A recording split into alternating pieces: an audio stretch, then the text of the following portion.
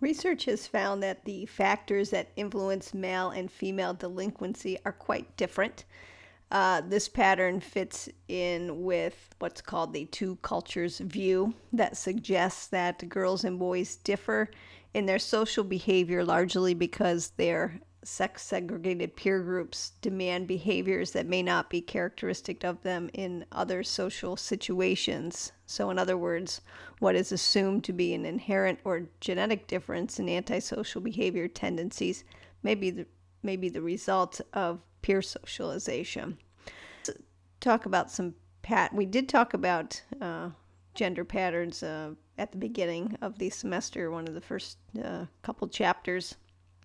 We're going to delve into it a little bit more here.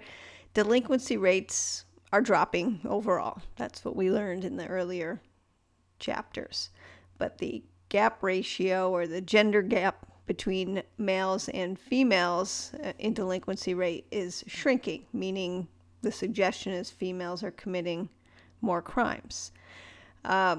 But there is little doubt that males generally have higher rates of delinquency than females, with gender differences in delinquencies being the greatest difference, with serious violent crimes and property crimes, males committing more of those. And while males commit more offenses than females, females commit a broad range of offenses. And contrary to those stereotypical views that female offending is limited to sex-related offenses like prostitution, that's not true. Females, like males, they fight, they steal, they use drugs, and they engage in other delinquent acts and behaviors. They just do it less than males. At the same time, a relatively greater proportion of all male offenses involve serious crimes, and relatively greater proportion of all female offenses involve larceny and theft and status offenses like truancy and running away. Arrest data suggests that gender differences in delinquencies have become smaller since 1980. Why?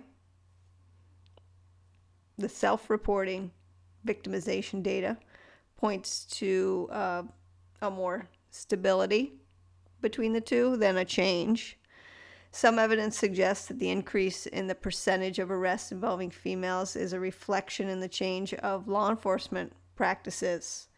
They're more likely to arrest a female, hence causing a increase in female delinquency. That may have already been there, with the exception that maybe it was law enforcement's policy not to arrest women, but to use their discretion, maybe issuing a warning, or in some instances just returning them to their parents.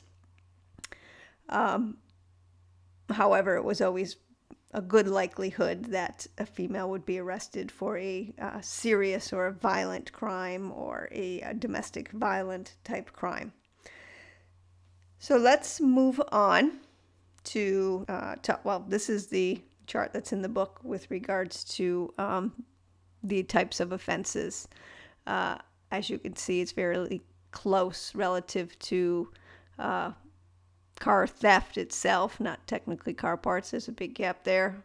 Arson, breaking and entering, fairly close. Theft, very close in time. Women are unlikely to use, or females unlikely to use, a weapon to steal or hurt somebody really bad. This is where we get into the more serious offenses that appears that males are more likely to engage in serious offenses. But as you can see, it's a very close gap with gang fighting. So as we'll venture into, more women are involved in gangs.